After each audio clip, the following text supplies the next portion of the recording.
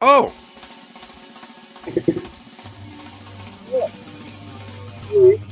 Our Yesshift. That's your cue to talk. Oh, yeah, I thought you were letting the music play a little before we talk. But yeah, this is Yesshift, where I'm Steven Schinder, the son. You're Dan Schinder, the dad. For anyone who might be new to the show, that can happen. And, to It can happen.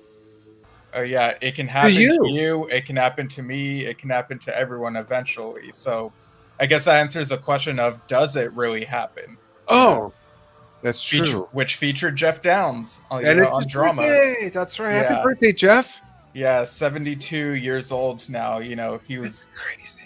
Yeah, Geoff Downes, the Buggles, yes, Asia, Downes Braid Association, and some other projects that he's done over the years. So he's had quite the career, and really great to be celebrating. So for today, for his birthday, we're talking about this hypothetical that sort of got stuck in my head during an appointment. Yeah, like I was at an appointment, and like I remembered this hypothetical thing that almost happened in 1997, which is basically, what if Geoff Downes had rejoined Yes in 1997? So this little bit of info comes from Chris Welch's Close to the Edge, The Story of Yes. Who we've had on the show. Yeah, it's been almost 2 years since we had him. Really? Oh, wow. Yeah, and he was really great to talk to. Yeah, and by the way, I want to mention two things. When you brought this up, when Stephen brought this up, I didn't remember these facts he's going to read. And I also thought at first, I thought, I don't know. And then I thought, oh, no, I guess that's a really good topic. And it just triggered all sorts of what if thoughts and stuff, some that I'm eager to share because I don't know if you've thought of them. But go ahead and read the paragraph. We'll open it up to the audience. Go ahead, chime in. Some people already are. Thanks, Deaky. Downes is the most underrated Yes keyboardist. I absolutely agree. Him and Wakeman, totally underrated. Which Wakeman? There have been a couple of them. Rick, I'm sorry. Rick, definitely underrated. Oh, yeah. Not enough people talk about Rick Wakeman. Also, Tiki says they would be better. And that's always, of course, subjective, but I respect that. We both do. So go on, Steve, read the paragraph, and we'll open up this can of what if on people. And they can do the same back. Right. So Tiki did. So in the book, this is when Steve Howe was talking about the time when Rick seems like he might be leaving around the Keys to Ascension period. So Steve Howe says in this passage, we wanted someone to spend some time with us and really leap on the keyboards. We couldn't see Yes without a keyboard player. And he talks about John playing the tape that had Igor on it, but then he also goes on to say, we had been kicking names around, and obviously Geoff Downes was in the frame. He'd even been asked if he'd like to join, and he'd said yes, he would. That was ticking over while Rick was deciding. I thought it was an interesting idea because I knew how well Geoff fitted in on Drama, and of course we had worked together in Asia. I was strong on Geoff, and the guys liked the idea. But when Billy became more involved with Open Your Eyes, he hadn't given the keyboard player so much room, so basically Geoff got on with Asia. John and I discussed other people like Eddie Jobson and Patrick Moraz. There was a huge chain of possibilities, but we liked the idea of bringing in someone who was unknown and yet was so good. So there's so much there. Yeah. So obviously, they went with Igor, and for the whole thing with Geoff, in that passage, it sounds like he was really close to being on Open Your Eyes, but like there wasn't, I guess to him, it felt like there was no room. Because as we know, Open Your Eyes was driven by Chris and Billy. Billy didn't want to see his favorite band fall apart, so he and Chris were writing. And, Billy is very firm that most of the material was not intended for conspiracy, just a couple of tracks. But yeah, they were working on stuff and they thought it would be good for Yes. Alan got in on it. And then they got Steve and John on it. And, Steve has looked back even recently, and, he's said over the years that it would have been nicer to have been able to collaborate more on that album.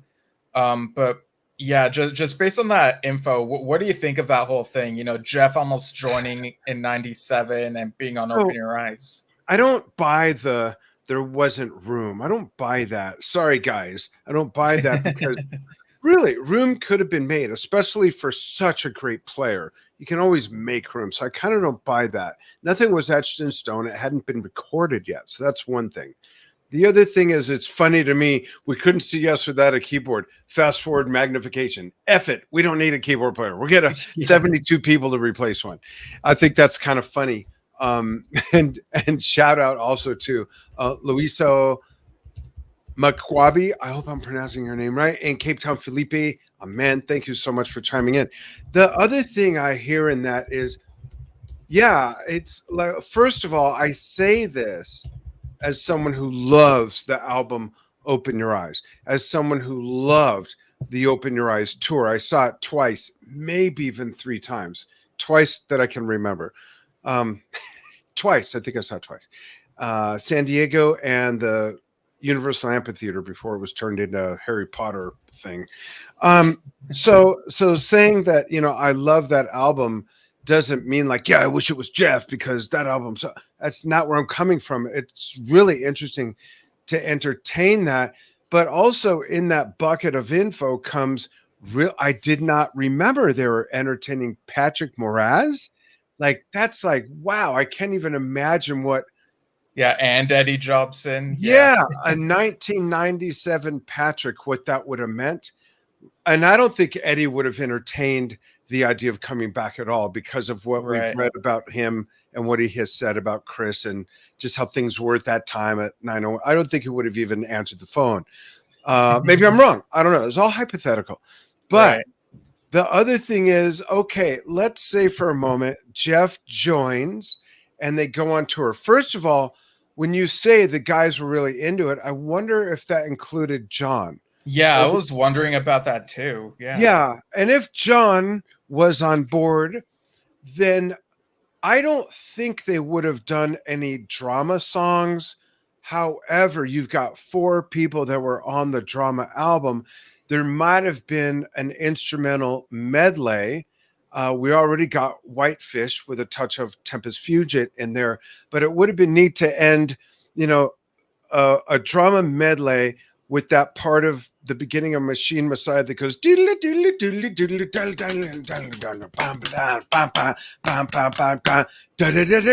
long distance, and then go into people would have lost their minds. But that's a way they could have made it work by honoring. And how do you not play an album that 4 of the members were on? So I was kind of thinking of it from that perspective, as if I'm in the band and there's this great album that 4 of us did. There's this singer that was out at that, that's how they could have made that work. A little bit of this, a little bit of that, and then go into something like Long Distance Run Around or something. So that's my sort of hypothesis of the what if. Well, that's how it could have worked. But what I haven't taken a lot of time to do, that I'm kind of doing in my head, is thinking through the material that's on Open Your Eyes and thinking of Geoff's influence on that, which I think would have affected it greatly, because quite frankly, I think Igor's on maybe 1 song and the rest is Billy. I think 3 at most, if I remember correctly. Right. Steve, Steve Porcaro and Billy. So if you take away Steve and most of Billy's keyboards and Igor, and you insert Geoff, it's almost like, think of it as a recipe, right? You're removing some ingredients and adding something else, and musically you're making this shit up in your head. And I might not hear the same thing you hear when I propose doing that, but it's very interesting because Geoff, I'm going to say, I think this is fair, and I don't think he would disagree. He's not the most nimbly dexterous keyboardist but I agree with Deke that he's absolutely the most underrated keyboard player. Geoff is more about, I think, textures and the organ and certain keyboard sounds that are either orchestral or on the other end of the spectrum that he brought from the new wave punkish era. And that's what makes Geoff Geoff. But you look at Asia, and I'm thinking of Yes, and you look at Asia, and most of that's not even there with Asia. So that really shows how versatile he is and how versatile what he could have brought to Open Your Eyes. Let's pause for a couple other comments, if I may, Steve. Deke says, Geoff, keyboard solo with drama, Fly From Here motifs, plus some Buggles Asia ones. Why not? That would be incredible. I totally agree. Let's see if this long one fits on the screen from Nick Zales. Oh, it does. The latter would have been far weaker. I was going to get to the latter. Thanks for bringing this up, Nick.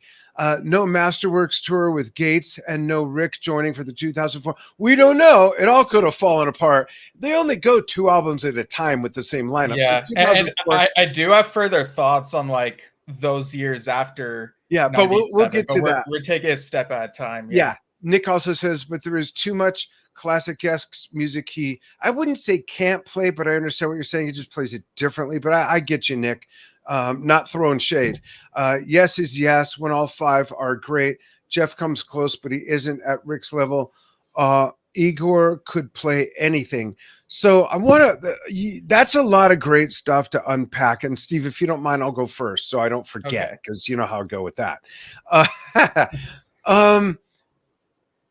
The latter, I can't imagine without those 5 members the way I can imagine Open Your Eyes differently because of Steve Porcaro coming in as a contractor, Billy going, okay, I'll play some keyboards, and writing a lot of that music. But the latter, I think, is the most underrated Yes album ever. It's a great album, and Igor's style really comes out. So I agree that the latter wouldn't be what we hear with Geoff, but I think there's a lot of organ on there, and that's a lot of Jeff's thing in a different way than Tony Kaye's organ thing was. I hope I'm coming across. Geoff, so both great organ players, but totally different eras of sounds, and they come from different eras, of course.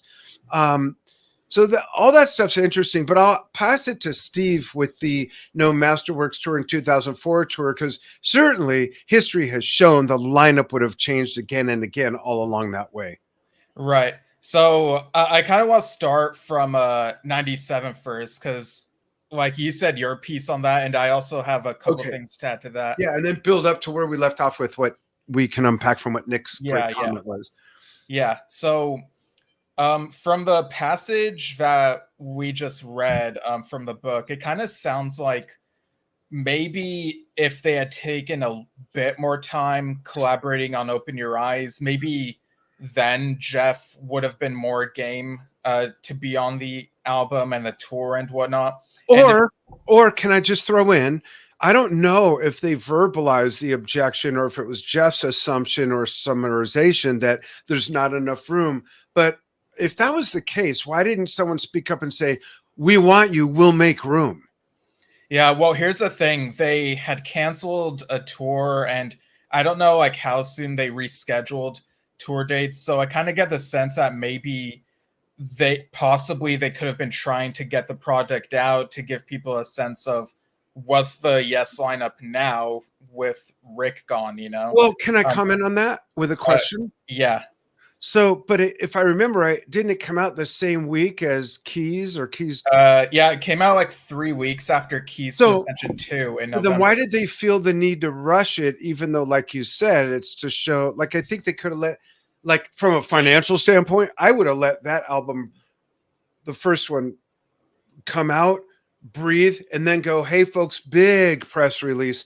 They all should have sat at a table with flashing lights. Now we're doing this. Here's a little bit of the story. They could have made a bigger pomp and circumstance around that would have also given Open Your Eyes a much bigger push and put it in a different light. That was such a, like, my neck still hurts from that. What? You know, that it came out so quickly with Keys. It just is weird. The weirdest thing in record release history, I think.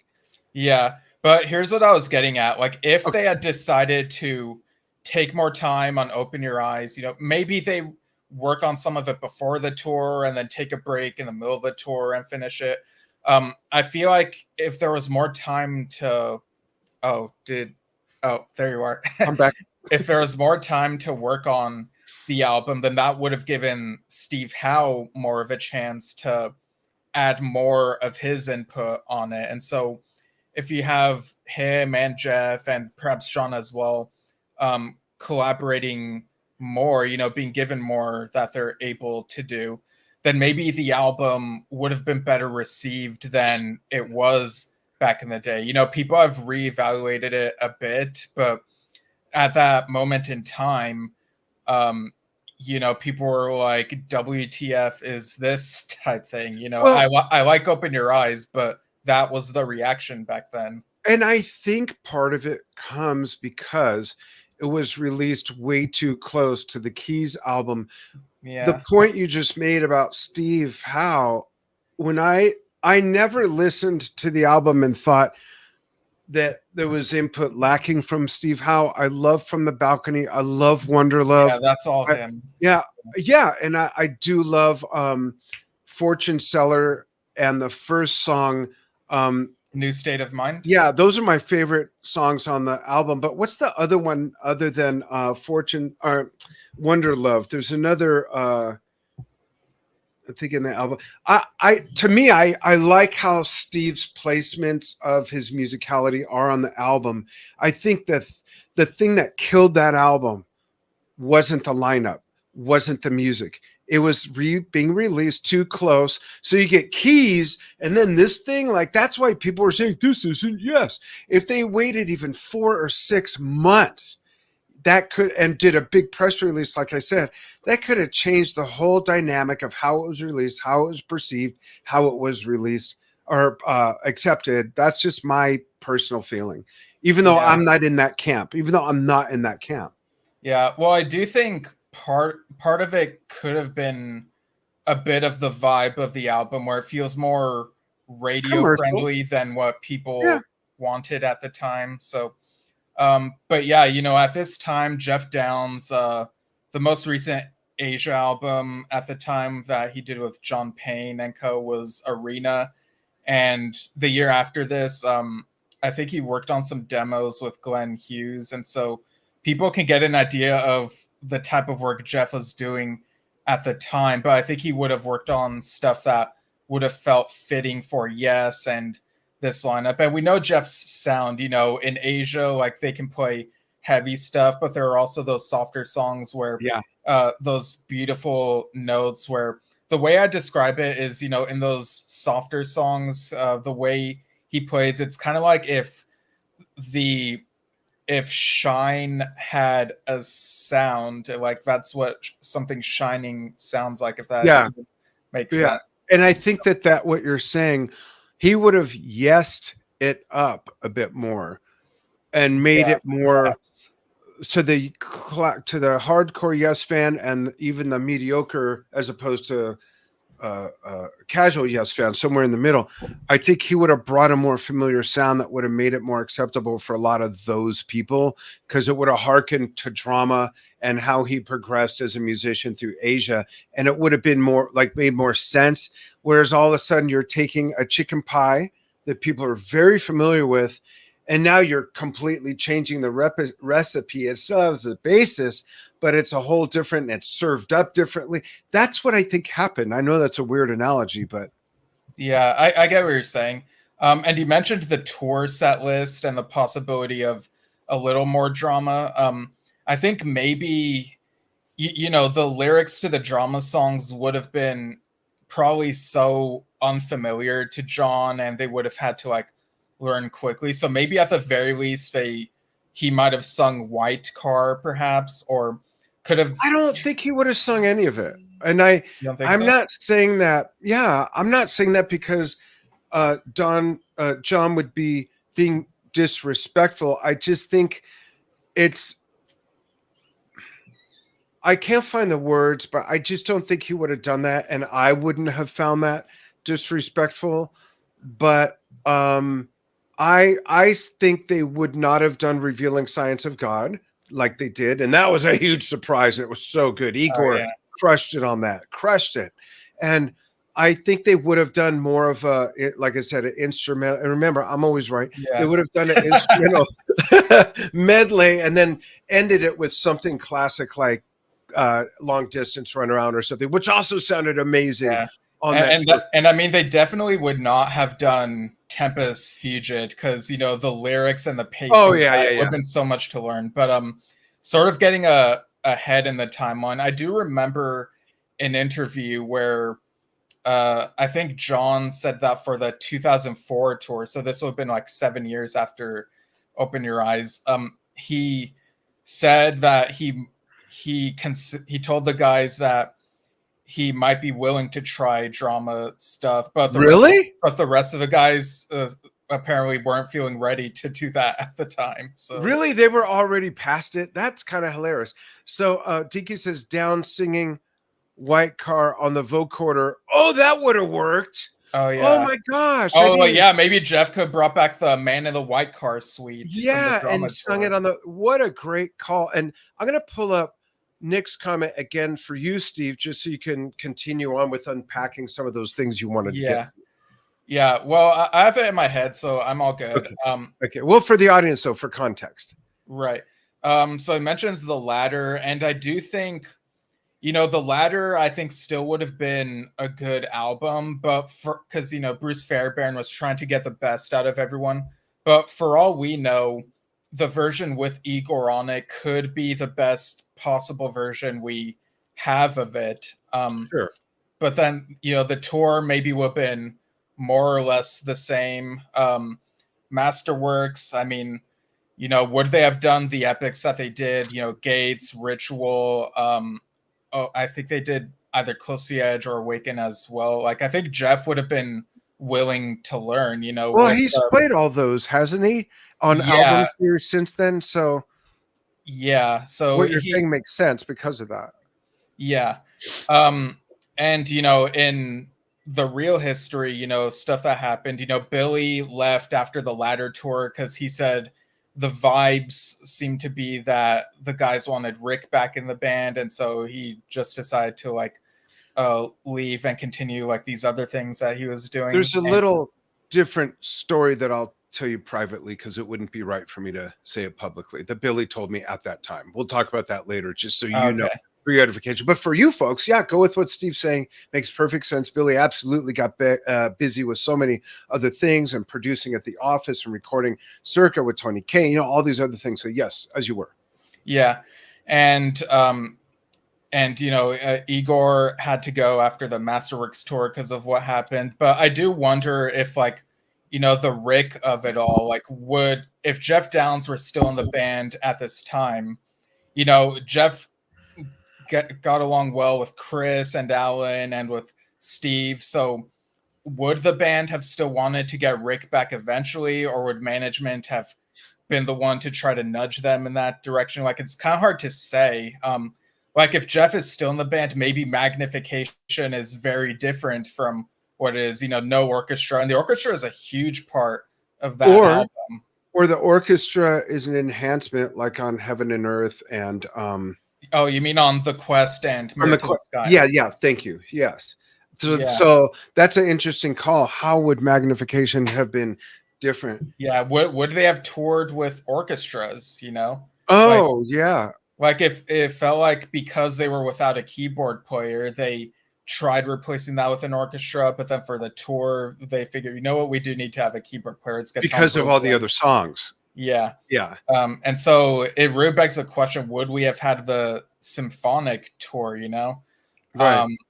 And, the stuff after that, the tours that we got with Rick from 2002 to 2004, it's kind of hard to say if Jeff would have still been in the picture. He wouldn't have been. He wouldn't have been. I don't think so. Because again, history shows that they just can't seem to keep a lineup together for more than 2 albums at a time. And it seems like Jeff would have been the out point, being that he was so busy with other stuff. That's, again, hypothesis. I'm just making this up. Yeah, I do think they would have tried getting Rick back, for the like 35th anniversary of it all type thing. Right.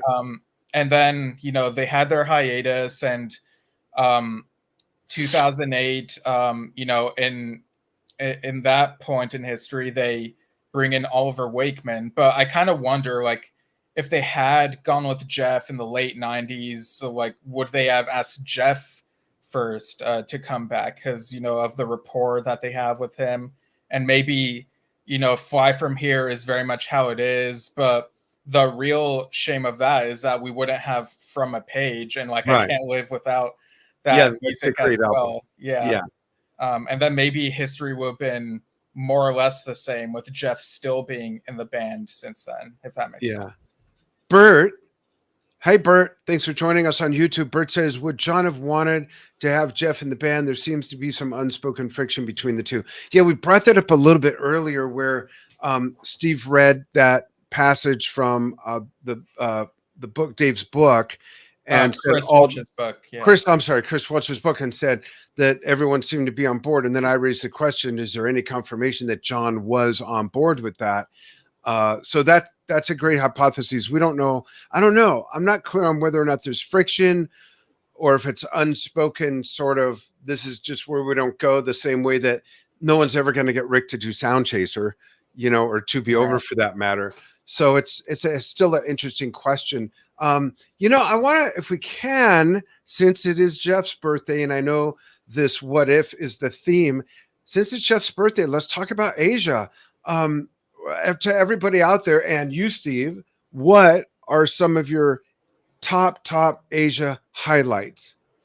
Yeah, so with Asia, I think the first thing that comes to mind when I think of Geoff's playing is Only Time Will Tell. It's so iconic, and just the notes of that, it's so good. My favorite Asia song, I think I've mentioned this before, is probably Bury Me in Willow, and we read about how Geoff Downes quoted that at John Wetton's funeral, I think it was, and the speech I gave, it was just so moving. Yeah.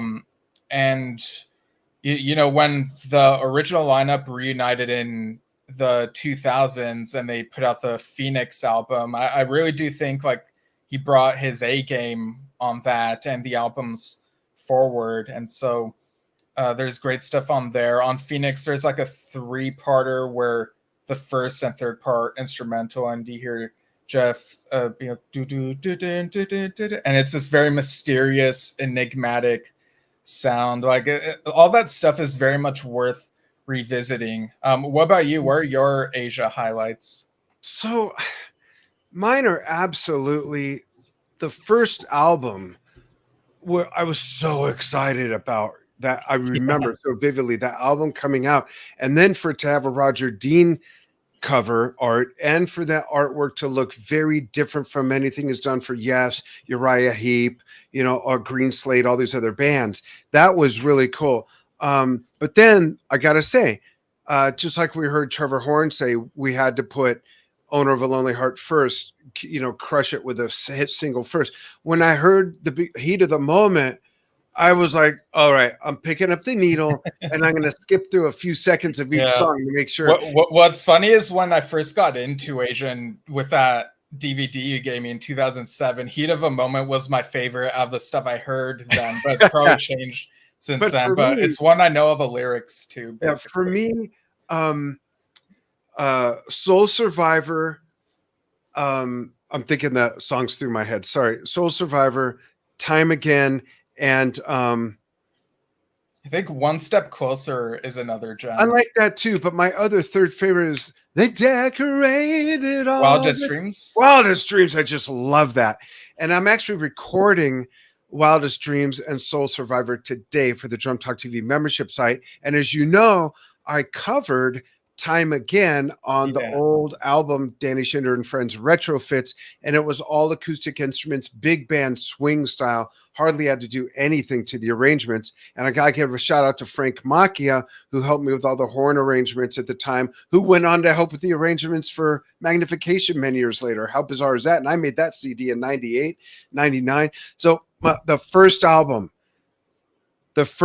so good. The second album, I also love, and my favorite part of that album is Geoff Downes, his keyboard solo for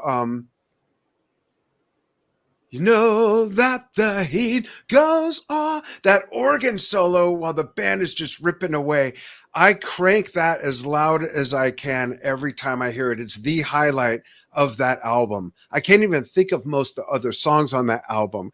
And after that, the third album, Astra, right, Steve? Yeah, it was Okay. Astra. Yeah, Astra, the most memorable thing about that is the single Go, which I actually did like a lot.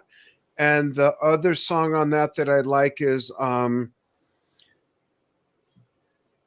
what's the album that has the song I used on my cooking show that I did with the military? Oh, that was like so long ago. I don't even It, remember what it the was. song is sun was shining, the clouds are, what's Yeah, I'm like trying to look it up. yeah, I'm thinking it through. Days like these, I feel like I Oh can. yeah, that one. Yeah, Yeah. I used that for the closing credits. I think we paid the copyright on that, and that song I love, but I don't think it's from that album. It's from a different album, Forward, if I remember right. But what's the others? Countdown to Zero. I like that song that's on Astra. And after that, quite frankly, I kind of stopped focusing on Asia's material, and I'm really not familiar with most of it. I've heard Phoenix, don't remember any of it, and not because it sucks, because I just didn't listen to it over and over. Oh my God, my wife is cooking something. I'm going nuts here. It smells amazing. My office door's open. But those are my highlights. Those three songs, and the fourth, I do agree. Of what was the one you mentioned? Was it One Step Closer? Yeah, One Step Closer. I love that song. The guitar solo, that sums up Steve's style of playing, where it's happy music. You know, do do do do do do do do do. It's bouncy and happy. That's so Steve Howe. I love that first album, and I saw the tour, and it was so good. It was just them. Met them afterwards at a Tower Records in Hollywood. That was really cool. I still have pictures from that from way back then. Yeah, it was great show, great tour, great album. I loved the thing they did in Japan. It was just so shocking. I never heard what the falling out was. I don't know if you did, but it shocked me that he was out. They got Greg Lake last minute. He did a good job. I remember, was it Jeff or Steve Howe that told us, or I read that Jeff said they lowered the key for one of the songs, the one that was just keyboards and vocals. Yeah, I think maybe that was in the I know we have the Asia Live in Tokyo box set thing. Maybe it was written in one of the materials. It was maybe, but it was, I think, much more recent we learned this. And they changed the key, and then Greg Lake forgot that they changed the key. So he sung it up while Jeff is trying to play it down for him. I thought that was really funny. But yeah, the work he did with Asia, I truly believe is his mark. I mean, other than the new wave stuff he did with Trevor Horn as the Buggles and being the first freaking song. No one else can say that. The first song, the first video on MTV, that's enormous right there. He could have called it quits there and gone on to be a dentist or something and still can claim that enormous fact. But I really think Asia is where Geoff really shined. And that's not to minimize the work he's done with Drama or any other Yes album, but Asia just really seemed to be his groove. And I think the songwriting partnership he had with John Wetton is as notable as Page and Plant, Mick Jagger, and Lennon, McCartney. You name any big band, I think that relationship and what churned out of that is just as epic and notable as any other pairing. Yeah, and I also think a lot of he puts a lot of his energy in Downes Braid Association, and there's great music there as well.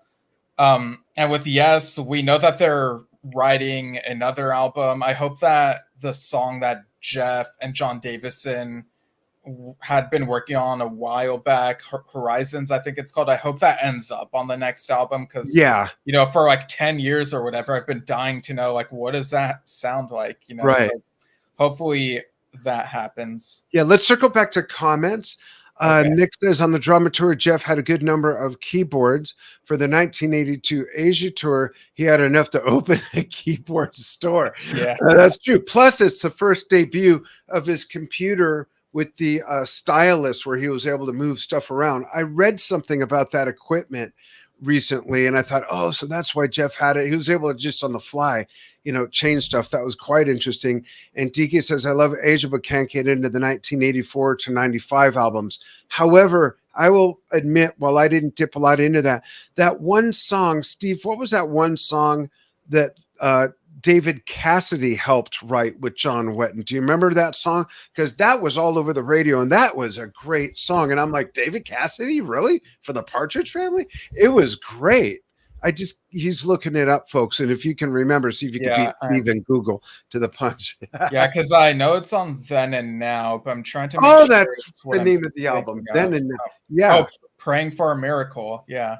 I want to revisit that song because I remember how jazzed I was. I remember exactly where I was the first time I heard that. I was on Corbin Avenue in Northridge, crossing into Chatsworth over the railroad tracks towards Plummer.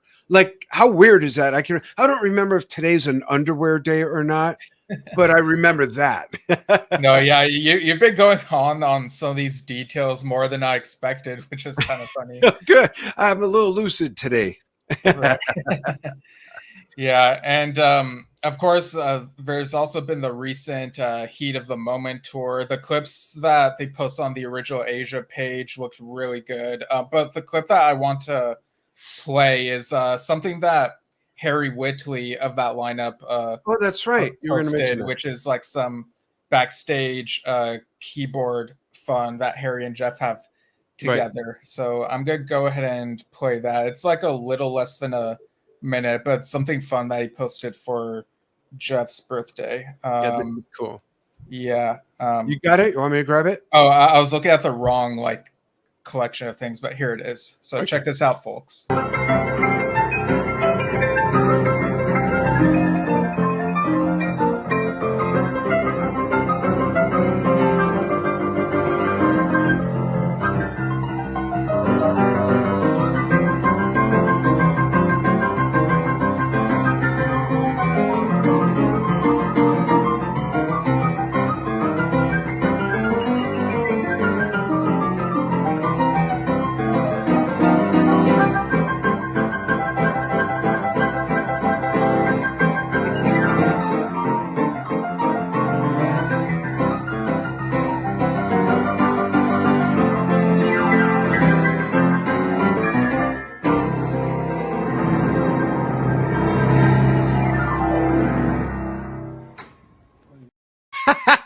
That last note, I never watched that. I waited for the show. I love how they trade places, a little bit of honky tonk boogie woogie, old ragtime Western bar style thing going on there. That was really cool. That was nice. Yeah. Where'd you find that? That was on Harry Whitley's page. He shared it for Geoff Downes' birthday. So cool. Yeah, I love fun stuff like that. It looked like they were having a great time. And plus, it's always cool. You know that I'm a huge fan of, this is why we do the fun fact segment on Drum Talk TV and Yesshift when we have a guest, but the whole vibe of seeing these larger than life, musicians and artists that have been part of the soundtrack of our lives, being normal people and doing something fun like that. It's always really great to see. Yeah, for sure. And I see another comment from Bert who says, the new Asia lineup is fantastic. The second album has some great moments. One Step Closer has Steve's vocals mixed a bit high in the verses. I like the Smile Has Left Your Eyes a lot, although it is kind of poppy. Yeah, definitely a mix of rock and pop on the albums. So, yeah, I feel like it's kind of a little something for everyone, like the track lists on those early albums, if that makes sense. Yeah, absolutely. And I see Nick chiming in again. He had the Fairlight CMI computer musical instruments with the screen and stylus on the drama tour. I was in the third row, sheet music for And You and I. And by the way, the Fairlight cost $30,000 in 1980. Wow. Ah, so Nick, I saw that tour as well at the LA Forum from about I was a lot farther back from you, like double the length. I was in the sixth row, if I remember correctly. Had binoculars from the sixth row. And I do remember seeing that now. For some reason, he seemed, maybe it sticks out for me on the Asia tour because he used it more, and it was all those keyboards were basically almost all facing outward. He had that long runway platform above Carl's drums. But yeah, and I do remember the sheet music now for And You and I. Where'd you see him, Nick? I'm curious. And for everybody else, what's your favorite work by Geoff Downes? And when have you seen him in concert with Yes, Asia, the Buggles, or anything else, or at a bar playing honky tonk boogie woogie with Harry? Yeah. Oh, and you just reminded me something. Like, if Geoff had been asked to, because we were speculating, like, if he had been with Yes in the late 90s, like maybe they would have invited him back in like the late 2000s. I think at that point, maybe both him and Steve would have played the Yes and Asia sets when they toured together in 2000. Oh, interesting. Nick also says the International Amphitheater in Chicago. I enjoyed it immensely. I started seeing Yes in 1976 on the Solos tour. He was put in a tough spot, and I thought that he came through it just fine. Yeah, definitely was. I mean, how do either of those guys follow John Anderson and Rick Wakeman? That had to be. I don't have the word for it. I would not. It would have been anxiety inducing. Yeah, exactly. And maybe therapy required afterwards because the pressure of the fans and the flack they got verbally from people at shows. Then why'd you go to the show? Don't go to the show and then do that. I never understood stuff like that. Gino Hobbs saw them in Hillsboro. Is that Oregon or Oreo? Maybe a country called Oreo. Oh, no, is there a country made of Oreos? That'd be something. But I like having a box of Oreos right before I go to the dentist for a cleaning. Yeah, I like chewing on Oreos like right before brushing my teeth for the challenge. No, I'm kidding. Don't do that, folks. But yeah, I think we've pretty much exhausted what we can speculate about the hypothetical, because anything beyond that, it's tough to imagine what the songs would have actually been precisely. But do you have any closing thoughts on Geoff as we wind down? I do. Okay, Gino says it's in Oregon. I don't know. I was recently there in Oregon for almost 2 weeks, and I did not see it. I'll check out Google Earth, though. Just kidding. I was there. Yeah, closing thoughts on Geoff. Let's not forget one additional thing. We mentioned it a little bit when I mentioned the companionship of the writing with John Wetton. A great composer, a great songwriter, a great arranger. At the very top, if you look at all that work he did with John Wetton and with Asia, just absolutely top notch. Absolutely. Yeah, definitely. And and he had his own sound. He came to Yes with his own sound. The way that Tony Kaye did, the way that Rick did, the way that Patrick did. He's right there, had his own sound. He didn't come trying to be something or someone else. He came with his own sound. Yeah. So, folks, check out like the stuff in his catalog. Like, if you scroll through like his Wikipedia page, there might be some gems that you were unaware of, and you can seek those out, check them out. And yeah, happy birthday once again to Geoff Downes. And also happy birthday to Joe Cass of Total Mass. Yeah, that's right. I saw that. Yeah. Thanks for remembering that, Steve. Happy birthday, Joe.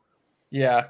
Over on Drum Talk TV, we reposted a tribute to the tributes thing that had him. And later on the Yesshift Facebook page, reposting when we had him on to talk about John and the Band Geeks. The timing right now seems really ripe for that. Absolutely. And we also have his bandmate Johnny Bruns coming on the show on September 26th. I really thought that you were trying to yank my chain yesterday with the date. No, I was messed up. Which is why I was like, oh, is he really going to make me try to like go along with this? Like, what's going on here? But yeah, so folks, Stay tuned, stay subscribed at Yesshift on Facebook and YouTube. You can search Yesshift on podcast apps and you'll probably find us, or go to anchor.fm/Yesshift and write to us via yesshiftpodcast@gmail.com. And we'll be back at some point. There's always something happening. So yeah. And check out Drum Talk TV. If for some reason you're not part of the 100 million people we reach every year online on Drum Talk TV, check it out on YouTube, Facebook, Instagram, Vimeo, and X, where we do documentaries or interview big artists, upcoming artists. We curate content from our fans from over 100 countries. It's not just for drummers, it's for music fans, as is our membership site, Drum Talk TV Brilliance.com. Check that out. And thanks for following what we do. Steve over there, by the way, on Drum Talk TV is the producer of everything we do that's live. He books all the artists and takes care of the streams. He's also our chief content officer. So Steve's a very busy guy. Dad's working him. It would be too much to put on a name tag, Yeah, absolutely. That's right. A big name tag that's like a lanyard, badge for a concert or something. Might as well just make it a t-shirt. Absolutely. Thanks again, folks. We will see you again soon. Bye, everyone.